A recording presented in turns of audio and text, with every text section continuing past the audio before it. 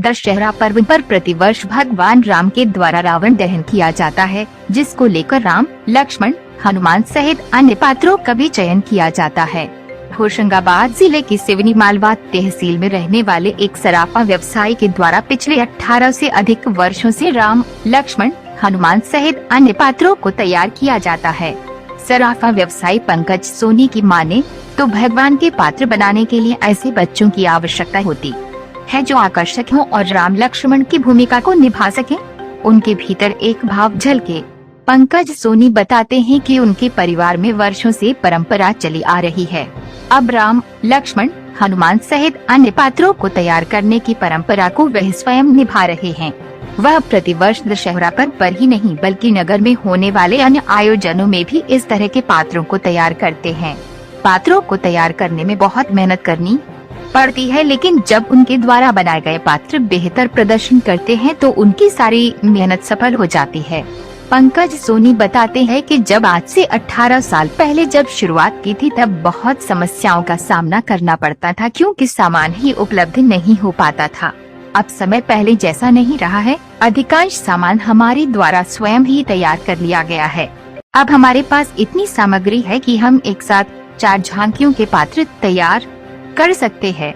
आपको बता दें कि सराफा व्यवसायी के द्वारा सभी पात्र बिल्कुल निशुल्क तैयार किए जाते हैं और किसी भी कार्यक्रम को लेकर उनमें उत्साह दिखाई देता है।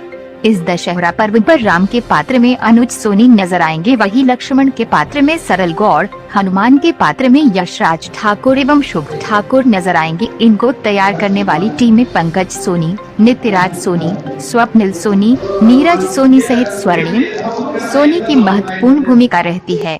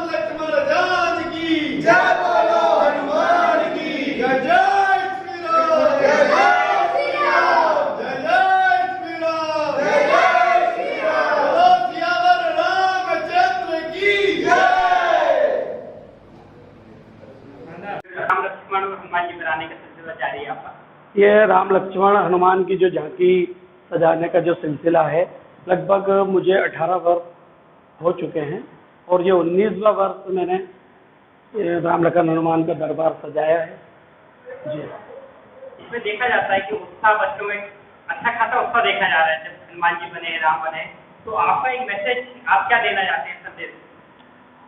मैं ये मैसेज देना चाहता हूँ कि जो भी बच्चा इस पात्र को निभाता है, मैं उसको बहुत भाग्यशाली समझता हूँ, क्योंकि अपन देखे जाएं तो सिवनी मालवा में लगभग 1 लाख की आबादी रहती है और उस 1 लाख की आबादी में इन 4 से 5 बच्चों को ये मौका मिलता है, तो मैं इन्हें बहुत भाग्यशाली समझता हूँ कि इनके ये भाग्य में ये चीज़ आई और ये उससे निभाते हैं।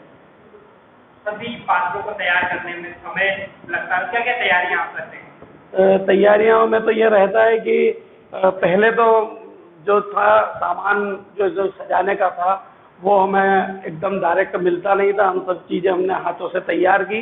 लेकिन अब धीरे धीरे हमारे पास जो सामग्री है वो इतनी हो गई है कि हम 3 से 4 झांकियां हम इकट्ठी सजा सकते हैं। और अब हमें हैबिचुअल भी हो गए और हमें बहुत ज़्यादा आनंद आने लगा है, और हर साल एक नए उत्साह के साथ कोई ना कोई चीज़ चेंज करते हुए और हम इनकी झांकियां राम दरबार को सजाते हैं। आप कोई समाज को संदेश देना चाहेंगे? मैं यही संदेश देना चाहूँगा कि हम हमेशा, ये हमारा जो विजयदशमी का पर्व है, हमेशा सब लोग मिलजुल कर मनाते रहें और सब एक दूसरे का भाईचारा हमारा बना रहे और हमारा देश और हमारा नगर हमेशा उन्नति की ओर अग्रसर हो। और जो वर्तमान में बीमारी से हम लोग ग्रसित हुए हैं, हम फिर से जल्द सब लोग अपनी लाइन पर, अपने समय पर, अपने काम पर लौटें। बस यही हमारा ऊपर वाले से यही हमारी मांग है, और हम लोग सब स्वस्थ रहें, निरोगी रहें, मस्त रहें। यही मेरा सिवनी मालवा और हमारे देशवासियों से का संदेश है।